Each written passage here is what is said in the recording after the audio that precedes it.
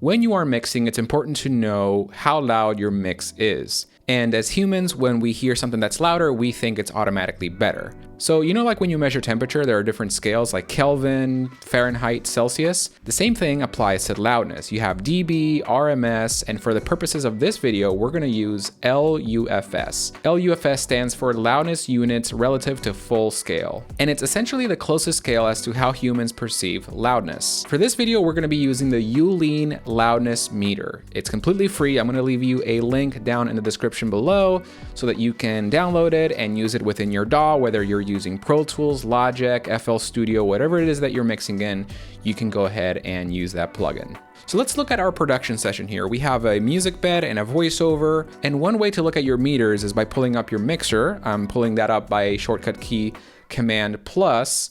If I play it back, ¿Eres una enfermera o asistente de salud en casa buscando hacer una diferencia para aquellas personas acercándose? You're seeing some meters here. If I right click, you can see that it's using the digital VU meter. Doesn't really tell you a whole lot, doesn't give you a really good idea of where everything stands. So that's why we have to create a master fader. And the way we do that is by shortcut key Command Shift N as in Nancy. That brings this new tracks window up. In this window, you're going to choose master fader and you're going to make sure that is stereo. So you're going to hit create. And when we play this back now, you're going to see how the master fader meter starts to go up and down. ¿Eres una enfermera o asistente de salud en casa buscando hacer una diferencia para aquellas personas acercándose al final de sus vidas? The master fader is summing up all the sounds that are happening within your session. So the music bed, the voiceover, if there are any other sound effects happening in your session, it's giving you a cumulative value of all of those things together. So that way you know where your overall loudness is coming from. So if we pull up the mixer window again and we play this back. ¿Eres una enfermera o asistente de salud en casa buscando hacer una diferencia para aquellas personas acercándose al final de sus vidas? Seems to be hovering around here about minus 10 dB or so. But in this case, we want to measure an LUFS. And the way we do that is we apply the plugin at the end of your master fader. So the end is right over here. I'm going to search by typing in Ulean loudness meter, pull up the stereo version, and now when I play it back, ¿Eres una enfermera o asistente de salud en casa buscando hacer una diferencia para aquellas personas acercándose al final de sus vidas? we're getting a reading of about minus 22.5 LUFS. We're just going to be paying attention to the integrated section right here on the meter, and we want that to be about minus 14 LUFS. So let's make that louder. And a few ways you can make it louder is by simply going to your mixer and then just pushing your levels up. ¿Eres una enfermera o asistente de salud en casa buscando hacer una diferencia para aquellas personas acercándose al final de sus vidas? Hudson Valley Hospice está contratando. Únete en la feria de trabajo de la casa de hospicio de Hudson Valley Hospice el sábado. ¿Eres una enfermera o asistente de salud en casa buscando hacer una diferencia para aquellas personas acercándose?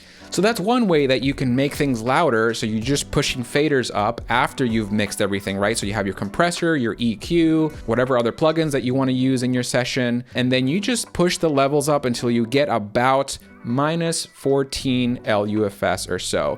The way I like to do it is I like to mix my levels as I had them before. So about minus 20 LUFS or so. ¿Eres una enfermera o asistente de salud? And then what I like to do is apply a limiter before the Ulean loudness meter. So I'm going to pull up the Maxim limiter, which should be a limiter that comes with Pro Tools, I believe. And so what I'm going to do here is I'm going to click this little red button right here so that this limiter remains on the screen. And I'm also going to pull up the loudness meter. I'm going to also uncheck here so that it stays on the screen. And essentially, I am going to bring down the threshold to make things louder with this particular limiter. ¿Eres una enfermera o asistente de salud en casa buscando hacer una diferencia para aquellas personas acercándose al final de sus vidas? Hudson Valley Hospice está contratando.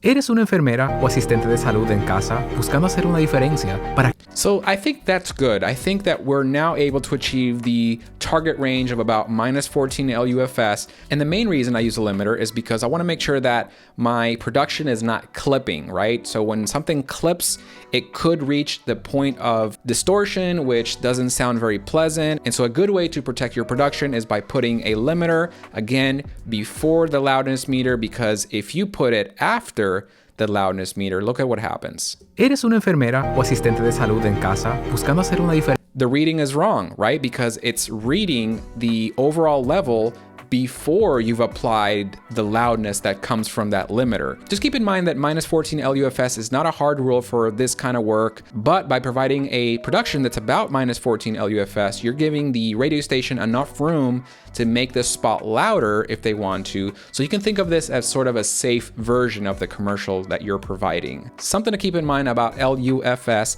is that some online platforms have adopted this as their loudness standard. So for example, YouTube, if you upload a file that's louder than minus 14 LUFS, they're going to apply their own loudness correction, which will end up reducing the loudness of your audio. And so that's why it's a good idea to research the platform's loudness standard. It doesn't necessarily apply to music, but it's always a good idea to know and understand what the loudness standard of a particular platform is. And that's all I have for today. I'm Johnny De Jesus, your audio coach. Give it a thumbs up if you like this video, subscribe to the channel, and turn on the bell notification if you don't want to miss this kind of content. I'll see you in the next one.